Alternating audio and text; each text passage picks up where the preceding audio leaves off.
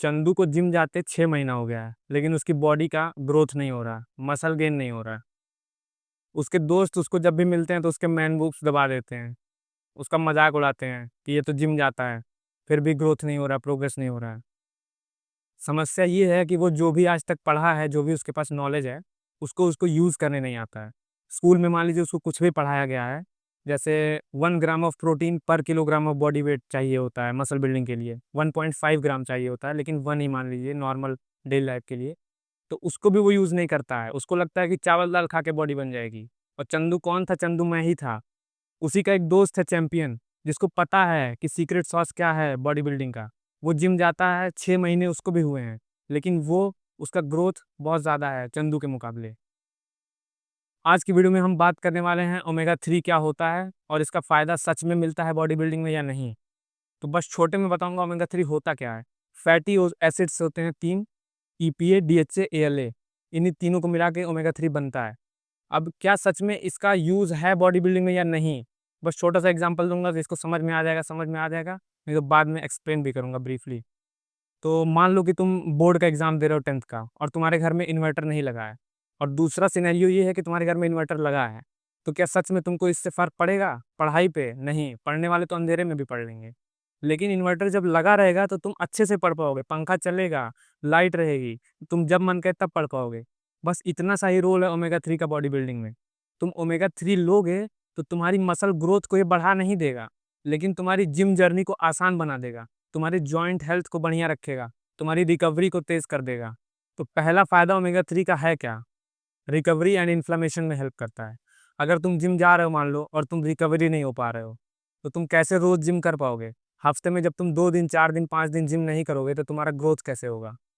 दूसरी बात, अगर मान लो तुम बहुत तगड़ा बाइसेप का वर्कआउट करके आए, तो तुम्हारा ऐसा पंप हो गया, ऐसा इन्फ्लेमेशन हो गया कि तुम अगले दिन उसको हाथ को हिला ही नहीं पा रहे हो।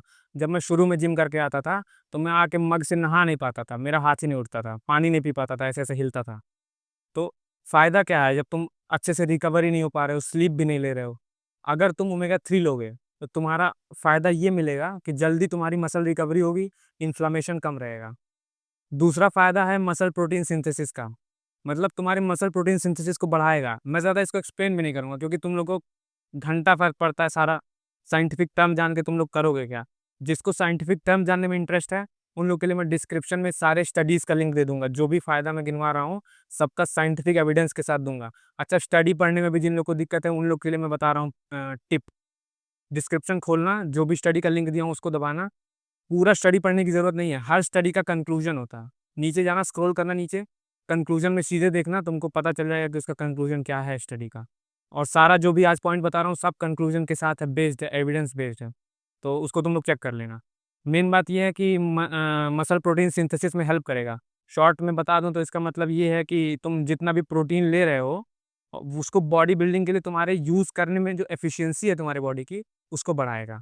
तीसरा बेनिफिट है कार्डियोवैस्कुलर हेल्थ, मतलब तुम्हारा हार्ट हेल्थ।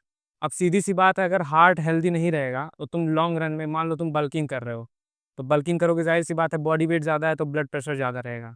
या फिर तुम रनिंग कर रहे हो, साइकिलिंग कर रहे हो, कुछ भी कर रहे हो, हेल्थ से रिलेटेड कोई भी गोल तुम्हारा है, जब तुम्हारा हार्ट हेल्दी रहेगा तभी तो तुम आगे चल के अच्छे से वर्कआउट कर पाओगे लॉन्ग टर्म में। नहीं तो छोटे दिन, थोड़े दिन करोगे, वही फिर होगा कि हार्ट अटैक आ गया, ये हो गया, वो हो गया। तो सब मिला के कार्डियोवैस्कुलर हेल्थ के लिए ज़रूरी है। एविडेंस नीचे डिस्क्रिप्शन में है, उसको पढ़ लेना। चौथा फायदा है जॉइंट हेल्थ। अब जॉइंट हेल्थ को कैसे अफेक्ट करता है, क्या नहीं करता है, क्या करता है, मैं पढ़ा हूँ स्टडी, मुझे पता है, लेकिन वीडियो को लंबा बनाने का कोई मतलब नहीं है। ये भी एविडेंस में पढ़ लेना, सारा चीज़ एविडेंस में पढ़ लेना, कोई मतलब नहीं बताने का। बस जान लो कि फायदा करता है जॉइंट हेल्थ में।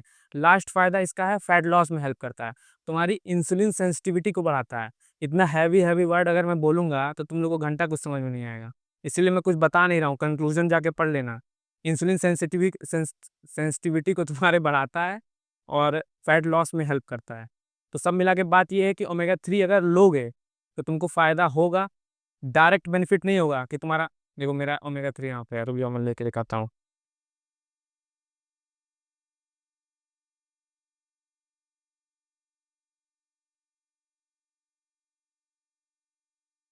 पानी के साथ लिया करो, यहाँ पे पानी है नहीं। तो अगर ओमेगा 3 लोगे तो डायरेक्ट बेनिफिट नहीं करेगा कि मसल तुम्हारा बड़ा कर दे रहा है, ऐसा कुछ नहीं है। लेकिन तुम्हारे फिटनेस जर्नी में तुमको हेल्प करेगा। पहन भी आए हैं।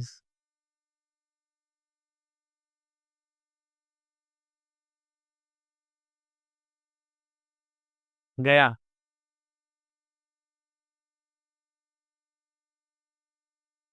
अब इसका तुम बीटीएस बन डाल सकते हो। नहीं।